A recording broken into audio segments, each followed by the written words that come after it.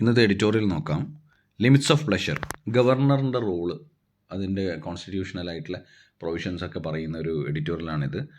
നമുക്കറിയാം, എപ്പോഴും ഇപ്പോൾ ഈ ന്യൂസിൽ കാണുന്നൊരു കാര്യമാണ് കേരള ഗവർണറും അതുപോലെ തന്നെ Kerala chief minister and council of മിനിസ്റ്റേഴ്സുമായിട്ടുള്ള വാക്പോര്. അതുപോലെ തന്നെ പഞ്ചാബിലുള്ള കാര്യങ്ങൾ. പഞ്ചാബിൽ ഇതുപോലെ ആം ആദ്മി പാർട്ടിയാണ് ഭരിക്കുന്നത്. അപ്പോൾ പഞ്ചാബിലും ഗവർണർ അതുപോലെ തന്നെ chief minister and council of മിനിസ്റ്റേഴ്സുമായിട്ടുള്ള പ്രശ്നങ്ങൾ, ഈ പറഞ്ഞ വൈസ് ചാൻസലർ നിയമനം, അങ്ങനെയുള്ള ഒരുപാട് കാര്യങ്ങൾ ഈ പറഞ്ഞ കുറച്ച് കാലം കൊണ്ട് തന്നെ കോൺട്രവേഴ്സീസ് ആയിട്ട് വന്നിട്ടുണ്ട്. അപ്പോൾ അതുമായി ബന്ധപ്പെട്ട് കോൺസ്റ്റിറ്റ്യൂഷണലി ഗവർണർക്ക് എന്താണ് റോള്, ഏതൊക്കെ രീതിയിൽ ഇടപെടാം, നന്നായി ഒരു കോൺസ്റ്റിറ്റ്യൂഷണൽ മെഷീനറി മുമ്പോട്ട് കൊണ്ടുപോകാൻ ഏതൊക്കെ രീതിയിൽ ചെക്സ് ആൻഡ് ബാലൻസസ് ഗവർണറുടെ റോളിലുണ്ട്, അതുപോലെ തന്നെ ചീഫ് മിനിസ്റ്റർക്ക് എന്തൊക്കെ പ്രൊറഗേറ്റീവ്സ് ഉണ്ട്, എന്തൊക്കെ റോൾസ് ഉണ്ട് എന്നതാണ് ഈ എഡിറ്റോറിയൽ പറയുന്നത്. ഇതിലൊരു ലേറ്റസ്റ്റ് ഡെവലപ്മെൻറ്റ് എന്ന് പറയുന്നത് ഫിനാൻസ് മിനിസ്റ്റർ ബാലഗോപാൽ പറഞ്ഞ ചില റിമാർക്സ് സെഡീഷ്യസ് ആണ്, രാജ്യവിരുദ്ധമാണ്, അല്ലെങ്കിൽ ഇറ്റ് അണ്ടർമൈൻസ് ദ യൂണിറ്റി, ഇന്ത്യയുടെ യൂണിറ്റിയെ തകർക്കുന്നതാണ്, എങ്ങനെയുള്ള റിമാർക്സാണ് ഗവർണർ പറയുന്നത്. അതുപോലെ തന്നെ പുള്ളിനെ സാക്ക് ചെയ്യണം, പുള്ളിനെ റിമൂവ് ചെയ്യണം എന്നാണ് പറയുന്നത്. അപ്പോൾ ഇതിൽ ഉദ്ദേശിക്കുന്നത് എന്താ? Mister Khan wants mister Balagopal dismissed for remarks that he sees as seditious, undermining national unity and stoking regionalism. However, Mr. Vijayan has rejected the demand. അങ്ങനെയാണെങ്കിലും പുള്ളിനെ റിമൂവ് ചെയ്യണമെന്ന് ഗവർണർ പറഞ്ഞതാണെങ്കിൽ കൂടി പിണറായി വിജയൻ ചീഫ് മിനിസ്റ്റർ അത് റിജക്റ്റ് ചെയ്തത്. Mr Vijayan has rejected it. It is difficult to agree with the governor's assessment that an observation that those who had seen only universities in Uttar Pradesh would not understand universities in Kerala is seditious or goes against national unity. അപ്പോൾ ഇതിൽ പറഞ്ഞിരിക്കുന്നത് എന്താ? ഗവർണറുടെ stand ശരിക്കും മനസ്സിലാവാത്തതാണ്. അത് അത്രയധികം അങ്ങോട്ട് digest ചെയ്യാത്ത കാര്യമാണ്. കാരണം ഗവർണർ പറഞ്ഞിരിക്കുന്നത് ഈ ആദ്യം ഈ പറഞ്ഞ ആൾ പറഞ്ഞ സ്റ്റേറ്റ്മെൻറ്റ് പറയാം, ബാലഗോപാൽ പറഞ്ഞ സ്റ്റേറ്റ്മെൻറ്റ് എന്ന് പറയുന്നത് ഉത്തർപ്രദേശിലെ യൂണിവേഴ്സിറ്റീസ് കണ്ട ആൾക്കാർക്ക് കേരളത്തിലെ യൂണിവേഴ്സിറ്റീസിൻ്റെ ഫങ്ഷനിങ് മനസ്സിലാവില്ല എന്നൊരു റിമാർക്കാണ് പറഞ്ഞിരിക്കുന്നത്. അതെങ്ങനെയാണ് രാജ്യവിരുദ്ധമാവുക, അല്ലെങ്കിൽ പൊതുവികാരത്തിന് വിരുദ്ധമായിട്ട് ആവുക, അല്ലെങ്കിൽ അത് എങ്ങനെയാണ് യൂണിറ്റിയെ തകർക്കുക എന്നൊക്കെയാണ് നോർമലായിട്ടുള്ള ചോദ്യം. അതൊരു അനാലിസിസ് സൈഡിൽ അതൊരു എന്താ പറയുക, ഒരു പ്ലഷർ വിഡ്രോ ചെയ്യാൻ മാത്രമുള്ള കാരണമാണോ എന്നുള്ളത് പരിശോധിക്കേണ്ടതാണ്. ഇതുകൊണ്ട് തന്നെയാണ് ഗവർണർക്ക് എത്രമാത്രം അധികാരങ്ങളുണ്ട്, എവിടെ ലിമിറ്റ് ചെയ്യണം എന്നൊക്കെ പറയുന്നത്. അൾട്ടിമേറ്റ്ലി ചീഫ് മിനിസ്റ്ററാണ് റെക്കമെൻഡ് ചെയ്യേണ്ട ഒരു കൗൺസിൽ ഓഫ് മിനിസ്റ്റേഴ്സിലെ ഒരു അംഗത്തെ പുറത്താക്കാൻ. അപ്പോൾ പ്ലഷർ എന്ന് പറയുന്നത് ചർച്ച ചെയ്യപ്പെടേണ്ട ഒരു കാര്യമാണ്. Pleasure of the governor is actually the prerogative of the chief minister. Chief മിനിസ്റ്ററിൻ്റെ ഡിസ്ക്രിഷനാണ് അയാളെ പുറത്താക്കണം എന്ന് പറയാൻ വേണ്ടിയിട്ട് റെക്കമെൻഡ് ചെയ്യാൻ. അല്ലാതെ ഗവർണേഴ്സ് പ്ലഷർ ആക്ച്വലി ഗവർണറിൻ്റെ അധികാരമല്ല എന്ന് വേണം പറയാൻ. In normal circumstances when the governor conveys his displeasure with minister's conduct it will have considerable persuasive value. However in the backdrop of unrelenting agreement between Raj Bhavan and cabinet it may have not evoked any serious response. സാധാരണഗതിയിൽ ഇങ്ങനെ ഒരു governor chief മിനിസ്റ്ററോട് recommend ചെയ്യുകയാണ് ഇയാളെ പുറത്താക്കണം അല്ലെങ്കിൽ finance മിനിസ്റ്ററെ പുറത്താക്കണം എന്ന് പറഞ്ഞാൽ അതിന് അതിഭീകരമായൊരു persuasive power ഉണ്ടാവും. കാരണം നോർമലി അതിനൊരു ബാക്ക്ഗ്രൗണ്ട് ഉണ്ടാവും, അതൊരു സീരിയസ് ആയിട്ടുള്ള കാര്യം ഒക്കെ ഉണ്ടാവും, അതിനൊരു ബാക്കിലൊരു എന്താ പറയുക, ഒരു ഇവൻ്റ് ഉണ്ടാവും, അത് അത്ര തന്നെ സീരിയസ് ആയിരിക്കും.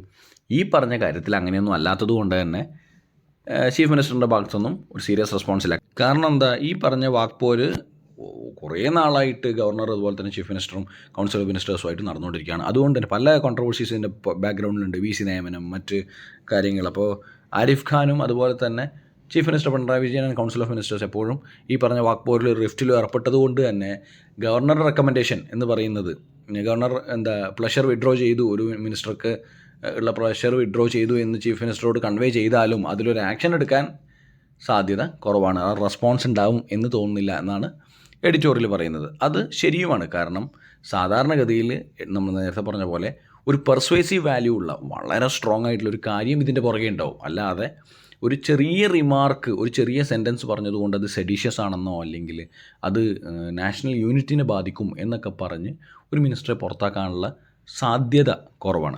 അതിൻ്റെ ഒരു ക്രെഡിബിലിറ്റി ഈ പറഞ്ഞ റിമാർക്കിന് അത്രത്തോളം സെഡീഷ്യസ് ആയിട്ടുള്ള ഒരു കാര്യം അതിൽ കാണാത്തത് കൊണ്ട് തന്നെ റെസ്പോൺസ് കുറവായിരിക്കും. ഇതിൽ വി സി നിയമനവുമായി ബന്ധപ്പെട്ട കാര്യങ്ങൾ പറയുന്നുണ്ട്. This constitutional position however does not mean that underlying controversy over the appointment of V Cs to university in Kerala can be brushed aside. കേരളത്തിലെ വി സി നിയമനവുമായി ബന്ധപ്പെട്ട കോൺട്രവേഴ്സി അല്ലെങ്കിൽ അതുമായി ബന്ധപ്പെട്ട ഏതെങ്കിലും തരത്തിലുള്ള ഇറഗുലാരിറ്റീസ് ഉണ്ടെങ്കിൽ അത് മാറ്റി വെക്കാൻ ഓപ്ഷനില്ല. കാരണം എന്താ, അത് കാര്യമായിട്ട് തന്നെ കൃത്യമായി തന്നെ ചെയ്യേണ്ടതാണ്. After the Supreme Court set aside the appointment made in the APJ Abdul Kalam technological university Thiruvananthapuram, Mr Khan directed 9 other VC to resign. അപ്പോൾ സുപ്രീം കോടതി ഒരു യൂണിവേഴ്സിറ്റിയിലെ APJ അബ്ദുൽ കലാം ടെക്നോളജിക്കൽ യൂണിവേഴ്സിറ്റിയിലെ ഒരു ഒരു വി സി നിയമനം മാറ്റിവെച്ചു. അത് റദ്ദ് ചെയ്തത് കൊണ്ട് മിസ്റ്റർ ഖാൻ, നമ്മുടെ Arif Mohammad Khan, directed 9 other VC to resign, flagging that he felt similar legal infirmities in the appointment. അപ്പോൾ സുപ്രീം കോടതി ചൂണ്ടിക്കാണിച്ച ഒരു പ്രശ്നം അതുപോലെ തന്നെ 9 VC നിയമനത്തിലുണ്ടെന്ന് പറഞ്ഞിട്ട് 9 പേര് റിസൈൻ ചെയ്യാൻ വേണ്ടി ആരാണ് പറഞ്ഞിരിക്കുന്നത്? Mister Khan, Arif Mohammad Khan governor പറഞ്ഞിരിക്കുന്നുണ്ട്.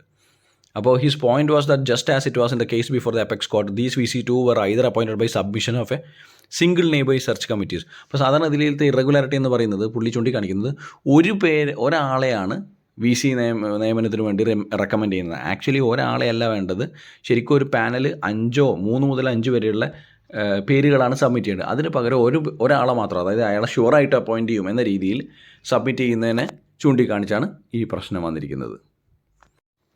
ഇപ്പോൾ നമ്മൾ തൊട്ട് മുമ്പ് ഡിസ്കസ് ചെയ്തതേ ഉള്ളൂ. UGC റെഗുലേഷൻ എന്താ പറയുന്നത്? വി സി നിയമനത്തിൽ VCയെ നിയമിക്കുന്ന സമയത്ത് 3 to 5 പേരുകൾ അടങ്ങുന്ന ഒരു ലിസ്റ്റാണ് സബ്മിറ്റ് ചെയ്യേണ്ടത്. അല്ലാതെ ഒരാളുടെ പേര് മാത്രം സബ്മിറ്റ് ചെയ്ത് അത് അപ്രൂവ് ചെയ്യിക്കലല്ല എന്നാണ് പറയുന്നത്. അതാണ് ഈ പറഞ്ഞ യൂണിവേഴ്സിറ്റി വൈസ് ചാൻസലർ നിയമനവുമായി ബന്ധപ്പെട്ട പ്രശ്നം. അപ്പോൾ അങ്ങനെയുള്ള കാര്യങ്ങളിൽ എന്ത് വേണം? UGCയുടെ യൂണിവേഴ്സിറ്റി ഗ്രാൻസ് കമ്മീഷൻ്റെ നിയമങ്ങളനുസരിച്ച് വേണം എല്ലാ സ്റ്റേറ്റും പ്രവർത്തിക്കണം. അത് കേരളത്തിൻ്റെ കാര്യത്തിലാണെങ്കിലും അതാണ് പറയുന്നത്. അതായത് കേരളത്തിൻ്റെ നിയമങ്ങൾ, ഇപ്പോൾ VC നിയമനവുമായി ബന്ധപ്പെട്ട നിയമങ്ങൾ എന്തിന് അക്കോർഡൻസ് ആയിരിക്കണം, എന്തുമായി പൊരുത്തപ്പെട്ട് പോകുന്നതായിരിക്കണം? UGCയുടെ നിയമങ്ങളുമായിട്ട് പൊരുത്തപ്പെട്ട് മുന്നോട്ട് പോകുന്നതായിരിക്കണം എന്ന് പറയുന്നത്. ഇതുപോലെ തന്നെ ഗവർണറിൻ്റെ റോളും, ഗവർണറിന് കോൺസ്റ്റിറ്റ്യൂഷണൽ റോൾസ് ഉണ്ട്. അതുപോലെ തന്നെ ഗവർണറിൻ്റെ ഓഫീസ് എന്ന് പറയുന്നത് കോൺസ്റ്റിറ്റ്യൂഷണലി ഇമ്പോർട്ടൻ്റ് ആയിട്ടുള്ളൊരു ഓഫീസാണ്. ചെക്സ് ആൻഡ് ബാലൻസസ് മെയിൻറ്റെയിൻ ചെയ്യുന്ന ഓഫീസാണ്. ആ സമയത്തും ഗവർണറുടെ റോൾ എന്ന് പറയുന്നത് ഓവർ സ്റ്റെപ്പ് ചെയ്യുന്ന ലിമിറ്റ്സ് മനസ്സിലാക്കണം. ഒരു തരത്തിലും അതിൻ്റെ ജുറിസ്ഡിക്ഷൻ ഓവർ സ്റ്റെപ്പ് ചെയ്യരുത് എന്ന് പറഞ്ഞു. ഇപ്പം നമ്മൾ പ്ലഷറിൻ്റെ കാര്യം പറഞ്ഞു, വിഡ്രോവൽ ഓഫ് പ്രഷർ എന്ന് പറഞ്ഞൊരു കാര്യം നമ്മൾ പറഞ്ഞില്ലേ ഇപ്പോൾ. അതായത് ഇപ്പം ഫിനാൻസ് മിനിസ്റ്ററുടെ ഒരു റിമാർക്കിൻ്റെ പുറത്ത് അദ്ദേഹത്തെ റിമൂവ് ചെയ്യണമെന്ന് പറഞ്ഞിട്ടുള്ള ഗവർണറുടെ ആവശ്യം എന്ന് പറയുന്നത് കോൺസ്റ്റിറ്റ്യൂഷണലി വാലിഡ് ആണോ എന്നത് പരിശോധിക്കേണ്ട ഒരു കാര്യമാണ്. അപ്പോൾ ഗവർണറുടെ റോളിനെ കുറിച്ച് നമ്മൾ ഡിസ്കസ് ചെയ്തു. അതുപോലെ തന്നെ UGC എന്താണ് ഗൈഡ് ലൈൻസ് ഇറക്കിയിരിക്കുന്നത്, ഏത് രീതിയിലാണ് ഇപ്പോൾ VC നിയമനങ്ങൾ നടക്കുന്നത് എന്നുള്ളതും നമ്മൾ ഡിസ്കസ് ചെയ്തു. ഇതാണ് ഇന്നത്തെ എഡിറ്റോറിയൽ പറയുന്നത്.